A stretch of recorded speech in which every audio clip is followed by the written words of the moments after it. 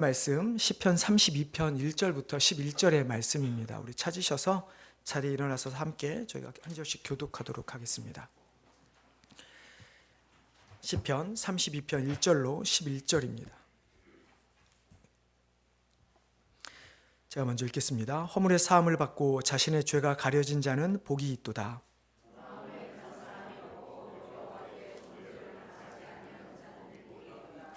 내가 입을 열지 아니할 때에 종일 신음함으로 내 뼈가 쇠하였도다.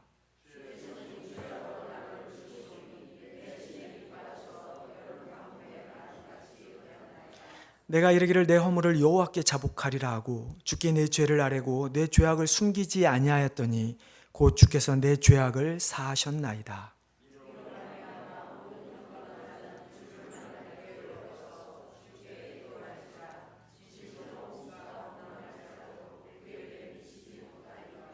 주는 나의 은신처이오니 환난에서 나를 보호하시고 구원의 노래로 나를 두루시리이다.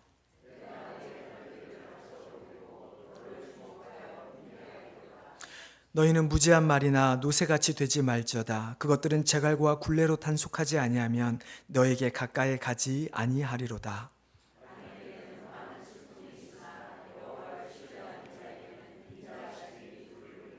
같이 읽겠습니다.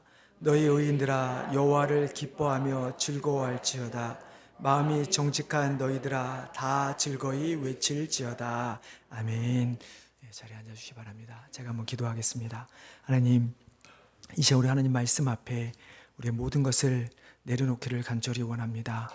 하나님, 말씀으로 우리를 비춰주시고 우리가 말씀으로 비춰졌을 때 우리 안에 있는 죄성, 우리 안에 있는 하나님을 향한 반대하는 마음들, 또 떠나고자 하는 그 마음들을 멸하여 주시고 오직 하나님 앞에만 온전히 나아가며 하나님의 뜻대로 살겠다 다짐하는 귀한 시간 되게 하여 주시옵소서. 감사하며 예수님의 이름으로 기도드리옵나이다. 이제 오늘 우리가 기도도 했지만 저희가 이제 오늘 저녁에 단기 선교를 떠나게 됩니다. 오늘 특별히 말씀을 정하면서 꼭 단기 선교팀을 위한 말씀만으로 정하지는 않았지만, 그러나 오늘 말씀을 통해서 우리가 복음을 전하는 우리들이 혹은 복음을 들어야 될 자들이 어떤 죄에서 자유함이 놓여진다는 것이 얼마나 큰 기쁜 것인가를 함께 나누게 되기를 바랍니다. 우리가 이 땅에서 그리스도인으로서 살아가는 동안 어떤 것이 가장 힘들까요? 여러분들 무엇이 가장 힘드십니까? 내가 그리스도인으로서 정체성을 가지고 세상 가운데 살아가는 동안에 무엇이 힘듭니까? 죄 짓는 거. 그렇죠. 우리가 말씀을 계속 읽고 신앙생활을 하는 것도 결코 쉬운 일은 아닙니다. 하지만 우리가 예수님을 따르는 기독교인으로서 크리스천으로서 살아가는 동안 우리가 가장 힘든 것은 죄를 짓는 것이기도 하지만, 그러나 가장 힘든 것은 죄를 인정하는 것입니다. 내가 지은 죄가 무엇일까? 나는 얼마나 큰 죄를 지었을까? 내가 지은 죄로 내가 지은 죄 때문에 나의 주위의 사람들에게 얼마나 많은 영향을 끼칠까? 여러분 이런 생각을 해보신 적이 있으십니까? 아마 대부분의 사람들은 내가 무슨 큰 죄를 지으면 얼마나 지었다고, 나 때문에 다른 사람을 피해를 받으면 얼마나 받았을까? 라고 생각하면서 우리는 그냥 살아가는 경우가 대부분입니다.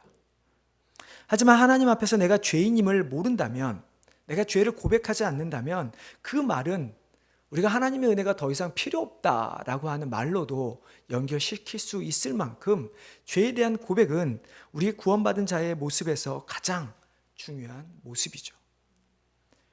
구원의 여정의 시작은 물론 우리가 죄의 고백은 아닙니다. 구원의 여정의 시작은 하나님께서 우리를 부르셔서 우리를 의롭다 칭해 주신 그 사건이 구원의 가장 시작입니다. 하지만 그렇게 우리가 의롭다함으로 선택받아 부르심을 받은 이후에 우리가 해야 할 것은 무엇인가? 바로 회개, 죄인임을 인정하는 것이죠.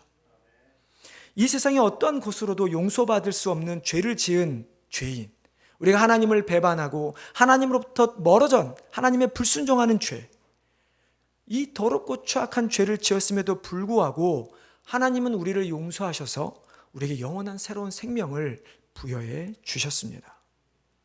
그렇게 새로운 생명을 얻은 우리가, 마치 우리가 하나님의 자녀로서 택함받은 우리가 이 세상에서 살아가면서 왜 힘들어하는 걸까를 생각해 보면 우리가 그 죄에서 돌이키지 못하는, 즉 죄의 고백이 우리에게 없기 때문이죠. 오늘 우리가 말씀을 통해서 결코 죄의 고백이라고 하는 것이 우리를 힘들게 한다라는 이야기를 나누고자 하는 것이 아니라 오히려 반대로 죄의 고백이 얼마나 우리에게 유익한가, 우리가 죄를 고백하지 않을 때 우리가 얼마나 힘든 삶을 살 수밖에 없는 것인가에 대한 말씀을 우리가 함께 살펴보고자 합니다. 오늘 본문은 다윗이 죄를 지은 이후에 회개하는 과정을 그린 것이 아니라 오히려 하나님께 죄의 고백을 한 이후에 용서함 받은 자로서의 자신이 얼마나 자유한가, 얼마나 은혜를 누리고 있는가에 대한 말씀에 대한 시입니다. 정확한 본문 배경은 나와 있지는 않지만 많은 학자들은 다윗이 밧세바와의 간음 사건 이후에 아마 이 시를 지었을 것이라 추정합니다. 그래서인지 성 아우구스티누스는 이 시를 너무 좋아해서 벽에다 이 시를 적어놓고 자신이 병상에서 누워 매일 이 시를 보며 즐거워했다라는 기록도 있을 만큼 이 시는 오히려 믿는 자들에게 아까 드린 말씀처럼 어떤 죄에 대해서 내가 어려워하고 힘들어하고 그것 때문에 내가 점점 죄책감을 느끼는 그런 시가 아니라 우리에게 희망과 소망과 기쁨을 주는 시라고 하는 것을 여러분 믿으시기를 주님의 이름으로 축원합니다. 보통 죄를 짓게 되는 상황을 보면 어떻습니까? 어떤 사람도 어떤 죄를 지을 때 고민하지 않고 바로 짓는 사람은 없습니다. 내가 이거를 할까? 해도 괜찮을까? 하지 말아야 되는데 어떡하지? 그러면서 고민을 하기 시작합니다. 하지만 한번 내 마음에 들어온 그 죄성, 죄를 짓고자 하는 마음이 들어오는 순간 어느 누구도 그 죄에서 더 이상 자유해질 수가 없습니다. 결국 한번 들어온 죄에 대한 유혹은 우리 가운데서 없어지는 것이 아니라 결국 우리로 하여금 죄를 짓게 만들죠.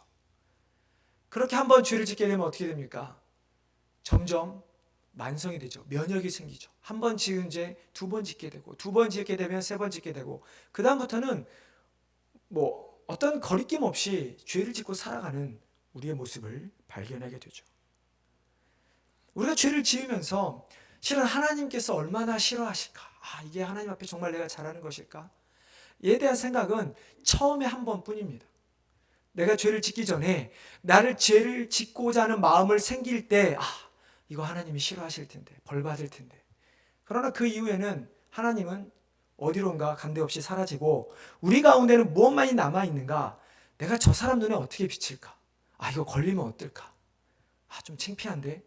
우리가 이런 모습을 갖게 되죠. 그래서 우리의 생각은 어떻게 되냐면 하나님이 아니라 사람에게만 들키지 않으면 된다라는 마음을 갖고 죄를 계속해서 지어지게 되는 것이죠. 오늘 읽은 32편을 보면 다윗의 고백을 통해서 실제적으로 죄를 고백하지 않을 때, 죄를 짓고 난 이후에 자신이 하나님 앞에 죄를 고백하지 않을 때 그 고통이, 그 고난이 얼마나 큰 것인가를 우리에게 보여주고 있습니다. 우리 여러분 3절 4절 말씀 한번 같이 보실까요? 내가 입을 열지 아니할 때에 종일 신음함으로 내 뼈가 쇠하였도다. 주의 손이 주야로 나를 누르시오니 내 진액이 빠져서 여름 가뭄의 마름같이 되었나이다. 여러분 다윗의 편 한번 보십시오. 자신 스스로 죄에 대해서 침묵했을 때 어떻게 됩니까? 종일 신음함으로 뼈가 쇠하여졌다라는 표현을 씁니다. 그러니까 자신이 지른 죄가 자신을 계속 괴롭히는 것입니다. 너 왜 이 죄 지었어? 너 이거 하나님 앞에서 이게 마땅한 거야? 너가 지금 이스라엘 백성을 다스리는 왕으로서 이게 합당한 거야? 다른 사람 보면 어떡할 건데? 어떤 이런 수많은 죄책감이 자기에 찾아오는 것입니다. 그러면서 다른 사람들은 그렇게 쳐다보지도 않는데 마치 다른 사람들이 나를 정죄하는 것 마냥 시선이 결코 좋지가 않죠. 계속 따갑습니다. 하나님 앞에서는 어떨까요? 그렇게 하나님을 믿고 따랐던 다윗임에도 불구하고 그 죄를 지은 다윗이 과연 편안할까요? 얼마나 힘들었으면 자신이 뼈가 쇠할 정도로, 뼈가 문드러져 없어질 것만큼 그는 자신의 죄에 대해서 하나님 앞에 죄에 대한 그 힘든 것을 고백하는 것을 우리는 볼 수 있습니다. 하나님 왜 이런 고난을 허락하실까?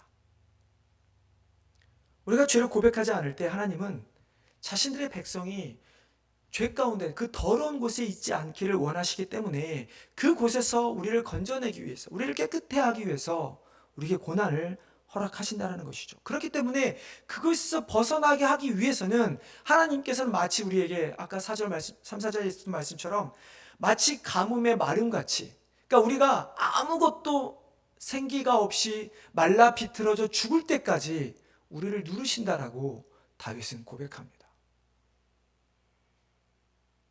여러분, 이런 고통을 경험해 보신 적이 있으십니까? 정말 내 삶에서 삶의 의욕은커녕 내가 살고자 한다 하더라도 나를 누르는 어떤 고난 때문에 말라 비틀어져 가는 그런 경험을 해보신 적은 있으십니까?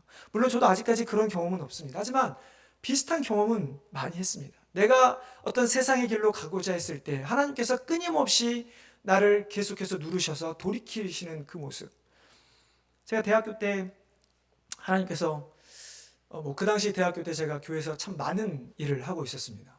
일주일에 5번 교회를 갈 만큼 성가대, 수요 예배, 금요 철야 기도회, 심지어 주보 접는 교회 행정일, 운전까지 다 하고 있었던 그런 시절이었는데, 그때 하나님께서 저를 성경 공부 리더로 부르셨습니다. 그러니까 조그만 이제 리더로 훈련시켜서 인도하는 자로 부르셨는데, 하나님 제가 꼭 이것까지 해야 합니까? 라고 제가 실은 한 학기 하고 그만두었습니다. 근데 실은 제가 왜 안 했냐면, 성경 공부를 준비하는 그 리더 성경 공부 시간하고 제가 축구하는, 저희 교회 축구 좋아하는 분들이 몇 분 계시는데요, 축구 시간하고 실은 겹쳤던 것이에요. 그래서 일주일에 5번, 6번 교회를 가서 일을 하는데 또 시간을 내서 그것까지 해야 되는가?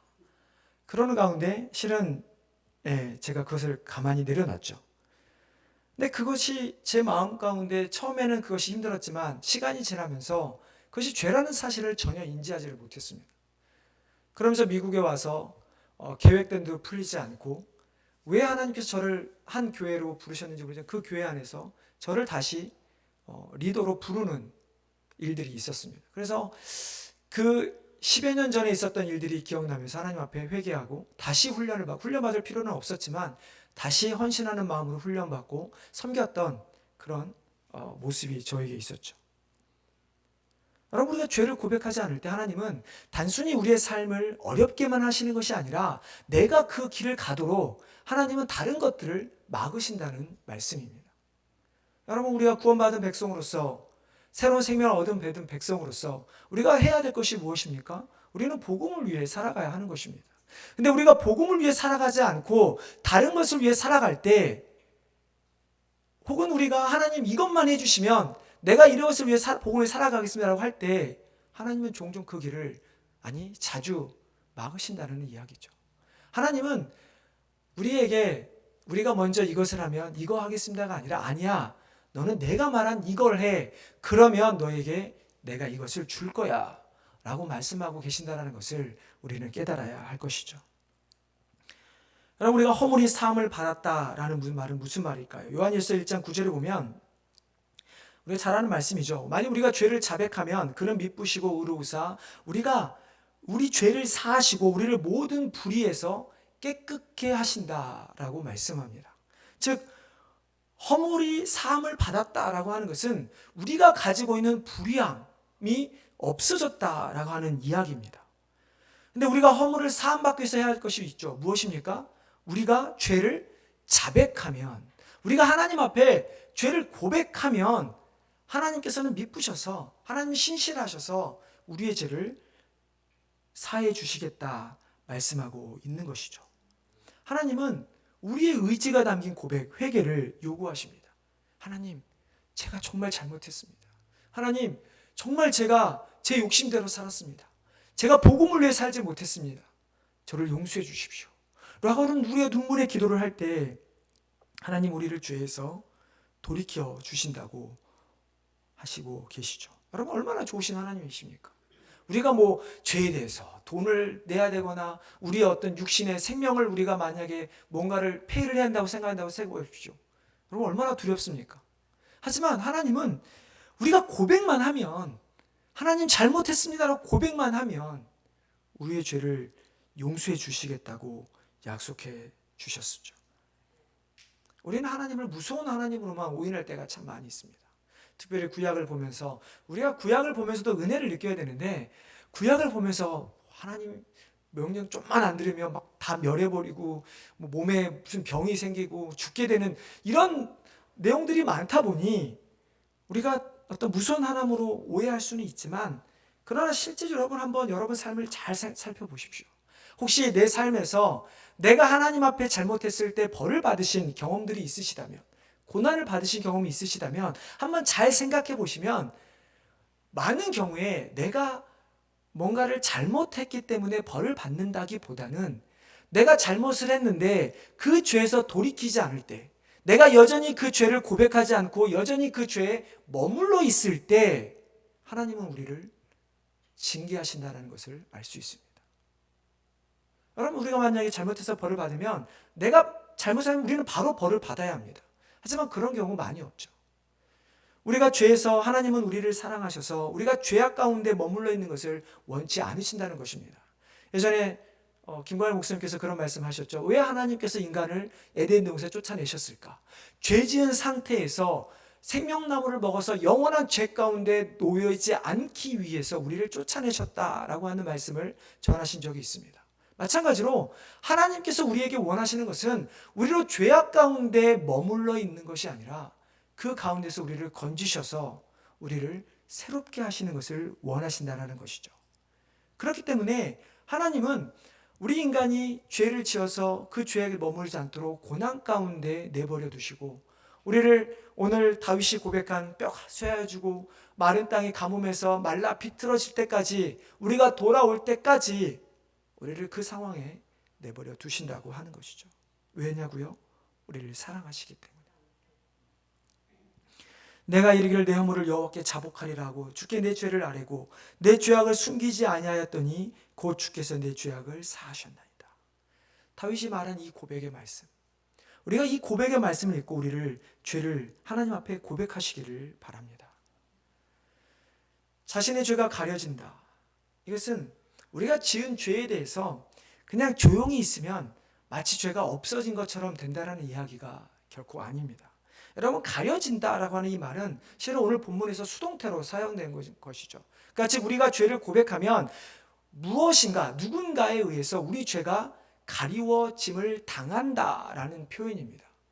즉 내가 어떻게 해서 내가 가만히 있든 내가 어떻게 무슨 잘 지략을 짜내서 뭔가를 어떻게 해서 죄가 없어지는 것이 아니라, 내가 또한 돈을 내서 내가 감옥에 살아서 죄가 없어지는 것이 아니라, 우리가 하나님 앞에 고백하면 하나님께서 우리의 죄를 없다 칭해 주실 때, 마치 우리를 의롭다 칭하시는 것처럼, 그래 내가 네 죄 사해 줄게, 네 죄 가리워 줄게 하면서 하나님께서 우리의 죄를 가리워 주신다라는 말씀이죠.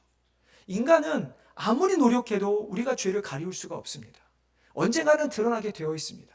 하지만 하나님께서 우리의 죄를 용서하실 때, 가리워 주실 때 더 이상 하나님 앞에 우리가 지은 죄로 말미암아 우리가 하나님의 벌 받을 일이 없다라는 말씀이죠. 여러분, 이것이 바로 하나님의 은혜입니다. 하나님은 의로운 분이시기에 우리가 지은 죄에 대해서 그냥 보고 계실 수만은 없습니다. 여러분, 우리 부모님들 어떻습니까? 자식들이 죄를 지으면 어떡합니까? 그냥 내버려 두십니까? 물론 우리 부모의 인간의 한계가 있기에 자녀들이 잘못하고 잘못했지만 언젠가는 다 큰 애들 언제까지 부모가 어떻게 하겠습니까? 하지만 우리가 자녀가 어렸을 때 한번 생각해 보십시오. 자녀가 죄를 지으면 부모는 어떻습니까? 어떻게 하든지 자녀의 죄를 덮어주고 자녀가 죄에서 돌이키기를 원하고, 그게 부모의 마음 아닙니까? 우리가 죄를 고백하지 않으면 우리는 여전히 하나님의 의로움에 가장 반대되는 불의함 가운데 놓여 있는 것입니다. 하지만 하나님께서 우리를 사랑하시기 때문에 우리를 불의함 가운데 내버려 둘 수가 없기에, 마치 부모가 매를 들어서라도 자녀들을 때려 가르치는 것처럼 하나님은 고난 가운데, 고난을 통해서 우리를 깨끗한 의로움으로 의로움 가운데 불러내 주신다는 것이죠. 이렇게 하나님이 드는 매를 성경은 고난이라, 혹은 하나님께서 우리에게 주시는 시험이라 말씀하고 있죠.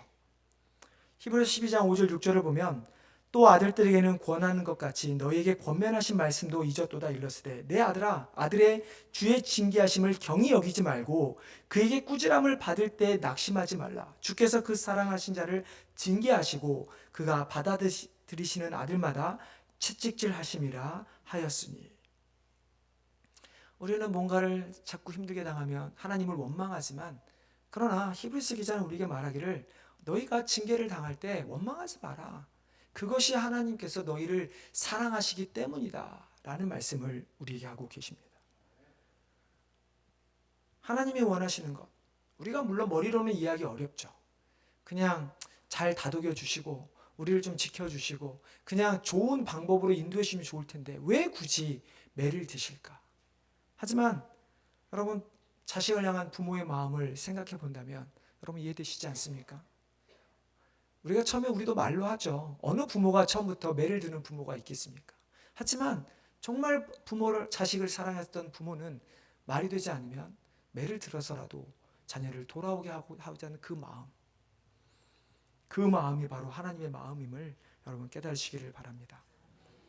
2절 말씀 보면 이런 말씀이 있죠. 마음에 간사함이 없고 여호와께 정죄를 당하지 아니하는 자는 복이 있도다.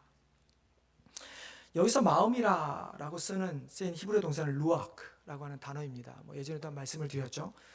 우리 하나님께서 인간을 만드신 후에 불어넣으셨던 생기가 이 단어이고 헬라어에서는 성령에 해당하는 단어입니다. 즉 우리 마음에 간사함이 없다라고 하는 것은 어떤 이야기입니까?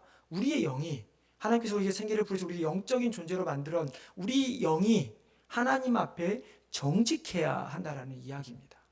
여러분, 정직한다는 것이 무엇일까요? 그냥 우리가 하는 행동이 결과에 따라서, 우리 인간들은 그렇죠. 결과가 선하면 다 선하다 우리는 이야기를 합니다. 옳다고 말합니다. 하지만 성경에서 마음에 간사함이 없다라고 하는 이 말은 우리가 어떤 행동을 시작하기 전에 그 시작의 행동의 동기가 우리의 마음속에 일어나는 의도나 목적, 그 모든 것이 우리 영혼에 간사함이 없을 만큼 하나님 앞에 깨끗해야 한다는 이야기입니다. 여러분, 세상 사람들은 왜 도네이션을 많이 합니까? 세금 면제 많이 받으려고. 그렇게 많은 사람도 많이 있습니다. 그렇지만 우리는 그러기 위해서 도네이션을 해서는 안 된다는 이야기입니다. 아무리 세상 사람들이 좋게 보는 일이라 할지라도 우리의 마음 가운데 하나님 앞에 마음에 간사함이 생기는 일이라면, 의롭지 않다면 우리는 결코 행하지 말아야 하는 것이죠. 성경에 보면 먼저 된 자가 있고 나중된 자가 먼저 된다라는 주님께서 하시는 말씀이 있습니다. 이 말씀은 구원에 대한 말씀이죠. 제가 아마 선교제 가서 하게 될 말씀이기도 한데요. 주인이 종들을 불러서 계속 포도원 품게 일을 시키죠. 그리고 마지막에 한 데나리온의 삭스를 주죠.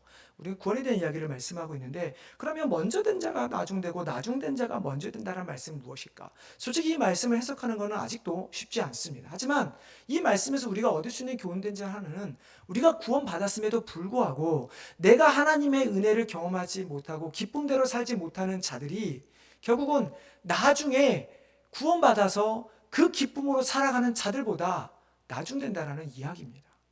즉 우리 마음 가운데 하나님 앞에 죄를 고백함으로 말미암아 간사함 없이 하나님의 기쁨을 누리지 못한다면, 우리가 결국 지금은 앉아있지만 나중에 믿는 자보다 늦게 되는 자들이 될 수밖에 없다라는 이야기죠.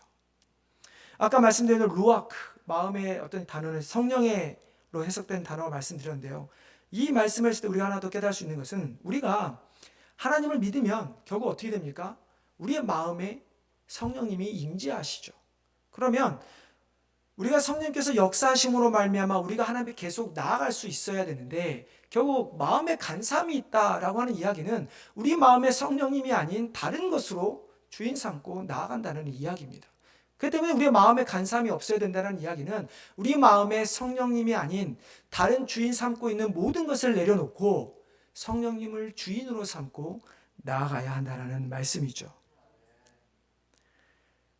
결국 우리는 하나님 앞에 죄를 고백함으로 죄가 가려진 자가 되어야 하는 것은, 우리가 마음에 간사한 자가 되지 않아서, 즉 성령님을 더럽히는 행동을 하는 것이 아니라 성령님께서 원하시는 모습대로 우리는 살아가야 한다라는 말씀이죠. 여호와께 정죄를 당하지 아니한다. 이것은 무슨 말일까요? 여러분, 성경에 보면 하나님 앞에 정죄함을 당한 사람들이 얼마나 많이 나옵니까? 어떤 사람들이 벌을 받습니까? 하나님의 뜻에 합당하게 살지 않은 사람들이 벌을 받죠. 뭐 우리가 어떤 경우에 이유는 다 다르다 하더라도 결국은 하나님 뜻대로 살지 않은 자들은 벌을 받습니다. 즉 하나님 말씀에 순종하지 않는 자들에게는 하나님께서 정죄함을 당하게 되는 것이죠. 그러므로 우리가 2절 말씀을 하면 어떤 사람에게 복이 있다는 말씀입니까?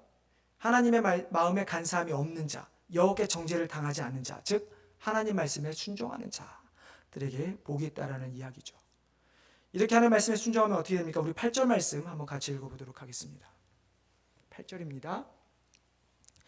내가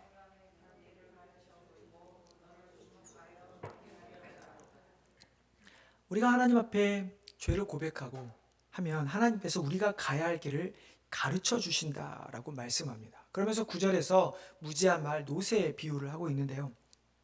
뭐 말이나 노새 가만 놔두면 자기 멋대로 자기 원하는 대로 행동하는 동물들입니다. 이것들을 우리가 잘 똑바른 길로 가게 하기 위해서 어떻게 합니까? 재갈을 물리고